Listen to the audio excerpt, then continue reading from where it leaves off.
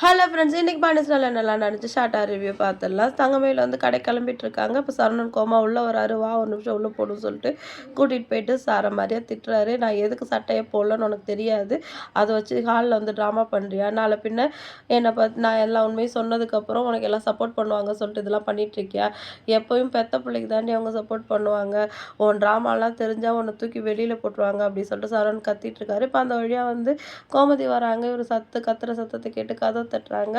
வெளில போனோடனே திட்டுறாங்க. ஏன்டா இப்போ தானடா அவகிட்ட சண்டை போட்டு கடைக்கு போனேன், திருப்பியும் வந்து அவகிட்ட சண்டை போட்டுட்டு இருக்க, உன்னால் எந்த பிரச்சனையும் வராது சொல்லிட்டு நான் அவளுக்கு வாக்கு கொடுத்துருக்கேன், நீ இந்த மாதிரிலாம் பண்ணுற அப்படின்னு சொல்லிட்டு சரணை திட்டி அனுப்பிச்சிடுறாங்க. இப்போ தங்கமயில் கோமதி கிட்ட அவருக்கு வேற ஏதோ ஒரு பொண்ணை பிடிச்சிருக்கு போல, அதனால தான் என்கிட்ட இப்படிலாம் நடந்துக்கிறாரு அப்படி சொல்லவும், அதெல்லாம் எதுவும் இருக்காதுடி அப்படின்னு சொல்லிட்டு கோமதி வந்து தங்கமயிலுக்கு சமாதானம் சொல்கிறாங்க. அவங்களுக்குள்ள வேற ஏதாவது பிரச்சனை இருக்கா அப்படின்னு கேட்டவுடனே தங்கமயில் இல்லைன்னு சொல்லி மழுப்பிடுறாங்க. அடுத்து மீனா வீட்டுக்கு வந்து அவங்க அம்மாவும் அப்பாவும் பார்க்க வராங்க.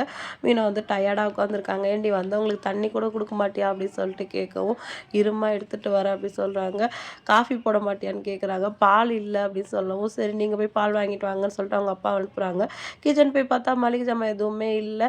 சரி இருந்து அப்பா வாங்கிட்டு வர சொல்கிறேன் சொல்லிட்டு லிஸ்ட் அனுப்பிட்டு ஜாமான் வாங்கிட்டு வர சொல்கிறாங்க. நீ ஏண்டி இப்படி இருக்க அப்படின்னு சொல்லவும், அத்தை வீட்டில் 10 பேர் இருந்தாலும் 10 டிசைனில் சமைப்பாங்க, எனக்கு இங்கே வந்த பிறகு என்ன கண்ணை கட்டி காட்டில் விட்ட மாதிரி இருக்குன்னு சொல்லவும், நீ ஏண்டி அப்படி சமைக்கணும், உங்கள் 2 பேருக்கு எவ்வளோ தேவையோ அதை மட்டும் சமைச்சிக்கோ, சிம்பிளாக வேலையை பார்த்துக்கோ அப்படின்னு சொல்லிட்டு அவங்க அம்மா வந்து மீனாக்கு அட்வைஸ் பண்ணுறாங்க.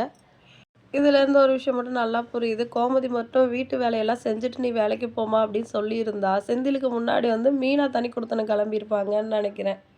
இப்போ கிச்சனில் கோமதி வந்து தனியாக உட்காந்து சாப்பிட்டுட்டு இருக்காங்க. பாண்டியன் ஏண்டி தனியாக உட்காந்து சாப்பிட்டுட்டு இருக்கேன், எப்பயுமே மருமகளுங்க கூட தானே சாப்பிடுவோம் அப்படின்ட்டு கேட்கவும், இல்லை ராஜு ட்ராவல்ஸே சாப்பிட்டுக்கிறேன் சொல்லிட்டா, தங்கமயில் வந்து சாப்பாடு வேணாம் சொல்லிட்டா, அதுக்கப்புறம் நான் சமாதானப்படுத்தல சாப்பிட வச்சுக்கிறேன் அப்படின்னு சொல்கிறாங்க.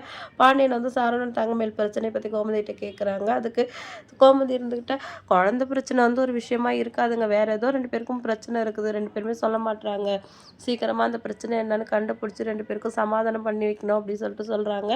உண்மை என்னன்னு தெரிஞ்சப்புறம் தங்கமயில் வந்து வீட்டில் இருக்காங்களா வெளில இருக்காங்களா அப்படி சொல்லிட்டு பார்க்கலாம். இன்னைக்கு எபிசோடு தானே முடிஞ்சிருச்சு. வீடியோ பிடிச்சா லைக் பண்ணிக்கோங்க. அடுத்த ஒரு இன்ட்ரெஸ்டிங்கான எபிசோடோட நான் அவங்கள மீட் பண்ணுறேன். டாட்டா பாய்.